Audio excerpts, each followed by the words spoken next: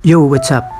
Ito na naman, gagawa na naman tayo ngayon ng portable, foldable sampayan para sa inyong mga labahin.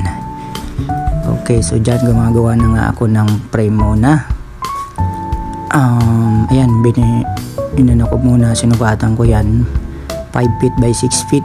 Okay, so yun, nag-assemble ako dyan muna ng yan, mga tubular. Gumamit lang ako ng 1x1 tubular at saka yan yung tube, stainless tube na 12mm para sa sa mismong sampayan na mismo.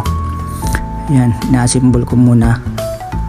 Siyempre welding tsaka grinder, gamit natin yan, welding rod and other consumables materials. So yan, tuloy lang ako dyan sa pag-assemble kasi nilalagyan ko yan ng lock sa gilid para doon sa stand kasi double wings yan. So ayan, inuuna ko muna syempre yung pagkakabitan ng double wings.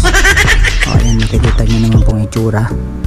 Ayan, medyo nagpapatagal dyan yung mga maliliit. So ayan, tuloy-tuloy lang ako dyan sa paglalagay ng mga lock, stopper ba, para doon sa sa wings niya pag inaangat na siya. Okay,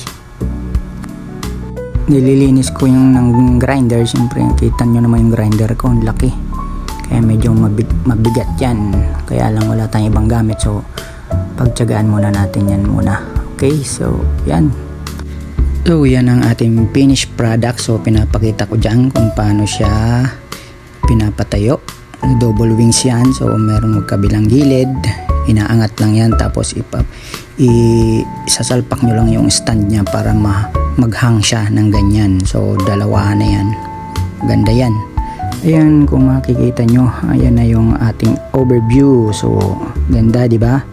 So may mga gustong magpagawa dyan, mag-PM lang sa akin, affordable price. Okay, so sana nag-enjoy kayo. Thank you for watching. Peace out, bro.